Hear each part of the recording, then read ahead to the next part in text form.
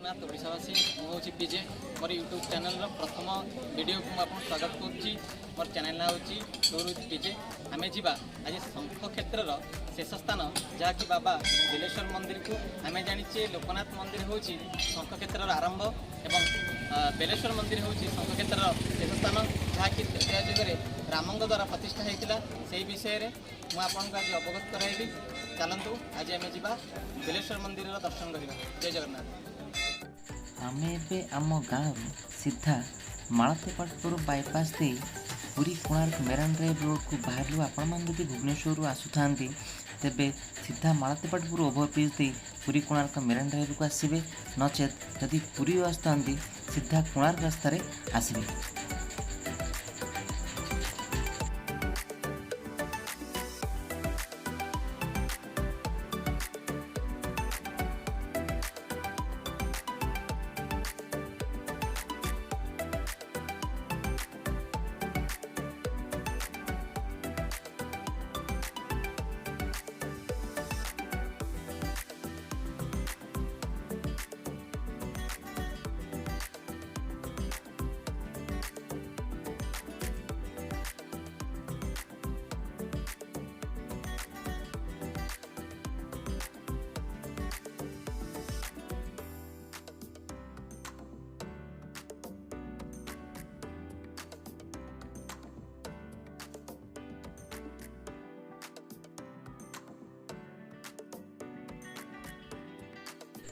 आपण मैंने देखिपारे आगे ये नईटी हूँ नुआ नई। यहाँ नुआ नईर सेतु यार तले अच्छा माँ प्रत्यक्ष देवी त्रिपुरा मैंने ये अनेक लोक बनभोजी करने को आसती एवं एंजॉय करते।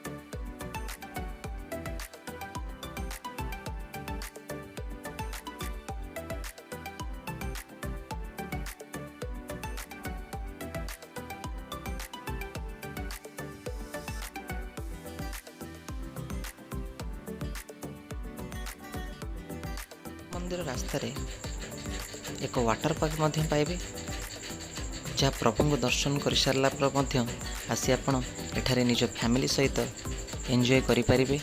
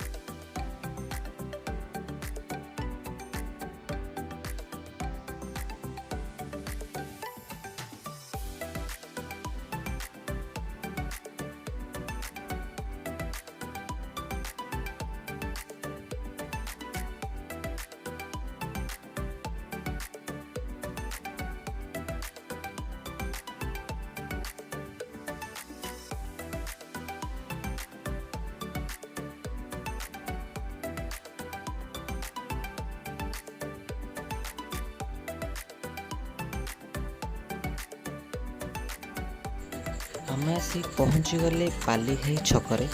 ଆମେ ବାଲିଘାଇ ଛକରୁ ସିଧା କୋଣାର୍କ ରାସ୍ତାକୁ ମାନେ ଆମେ ରାଇଟ୍ ସାଇଡ଼୍କୁ ଯିବା। ରାଇଟ୍ ସାଇଡ଼୍ର କିଛି ବାଟ 500 ମିଟର ଆଗରେ ବେଲେଶ୍ୱର ମନ୍ଦିରକୁ ରାସ୍ତା ଆମେ ପାଇପାରିବା।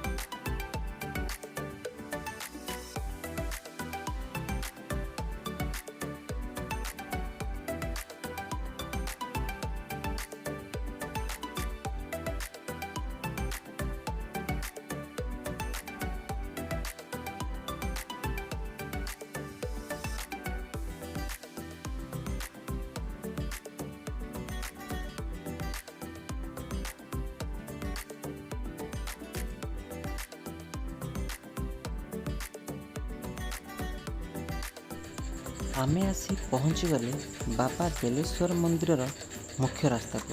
ମୁଁ ଆପଣମାନଙ୍କୁ ଏବେ ବେଲେଶ୍ୱର ମନ୍ଦିରର ପ୍ରତିଷ୍ଠା କିପରି ହୋଇଥିଲା ସେ ବିଷୟରେ ଅବଗତ କରାଇବି।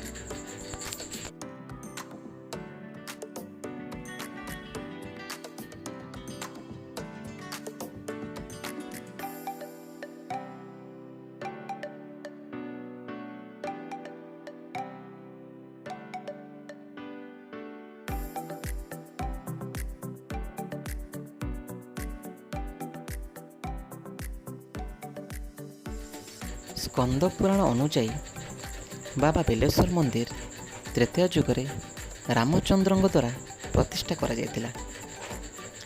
ଯେଉଁ ସମୟରେ ରାମଚନ୍ଦ୍ର ଲଙ୍କା ବିଜୟ କରି ଏହି ରାସ୍ତା ଦେଇ ଅଯୋଧ୍ୟାକୁ ଫେରୁଥିଲେ, ସେହି ସମୟରେ ସେ ଏଠାରେ ଏକ ବେଲବଣ ଦେଖିଥିଲେ।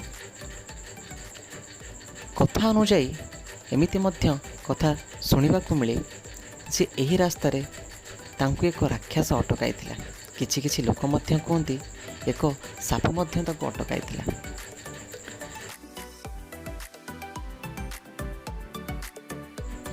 କଥା ଅନୁଯାୟୀ ସେ ରାକ୍ଷସକୁ ମାରି ଏଠାରେ ଥିବା ପାତାଳକୁ ଏକ ରାସ୍ତାରେ ତାଙ୍କୁ ଫିଙ୍ଗି ଦେଇଥିଲେ ଏବଂ ତାର ମୁହଁରେ ଏକ ବେଲକୁ ଜାବ ଦେଇଥିଲେ, ଯାହାଫଳରେ ସେଠାରେ ରାମଚନ୍ଦ୍ର ବାବା ବେଲେଶ୍ୱର ନାମରେ ଏକ ଶିବ ମନ୍ଦିର ପ୍ରତିଷ୍ଠା କରିଥିଲେ।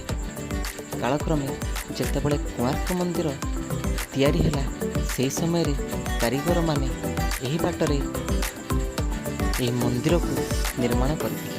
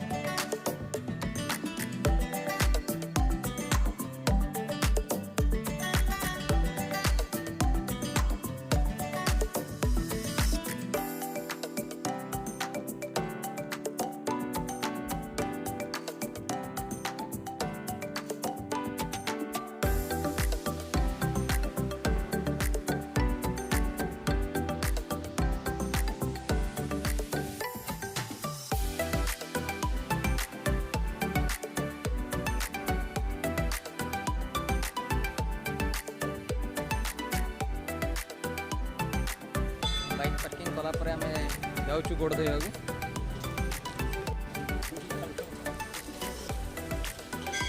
गोड़ धोक जी भितर दर्शन करने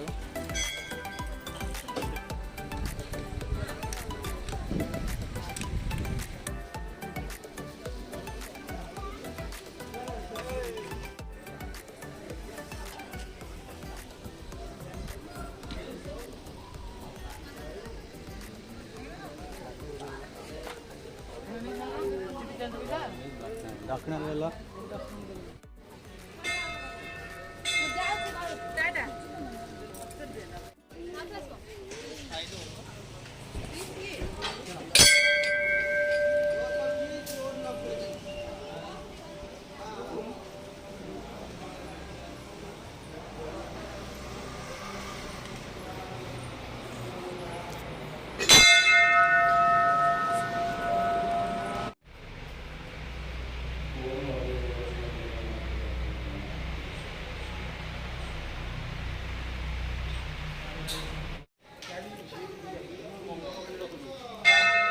मोर पार्श्व देवता एपटे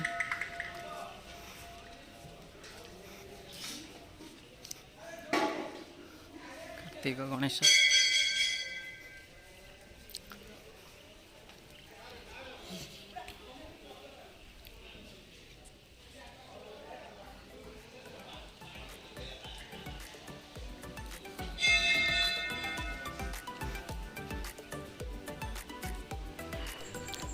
एठारे मान्यता अच्छी बाबा बेलेश्वर पाखरे जी मानसिक करें तार सब इच्छा पूर्ण हुए।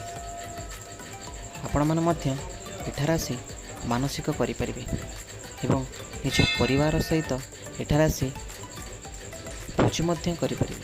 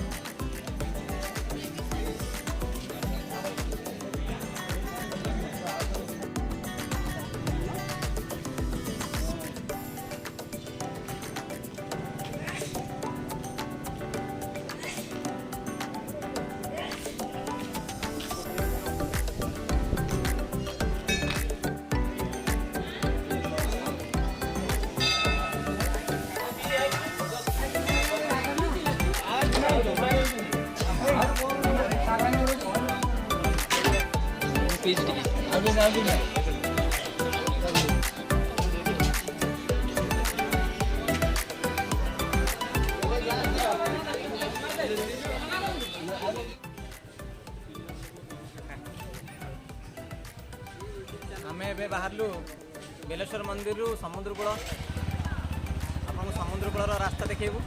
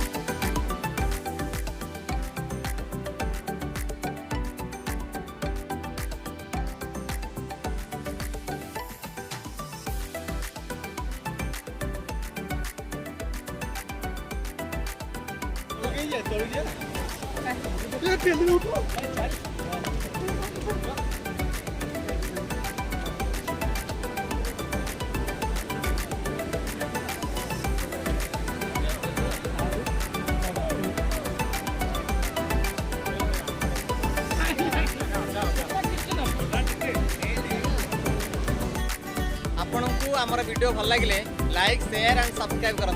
जय जगन्नाथ। जय जगन्नाथ, जय बाबा बेलेश्वर।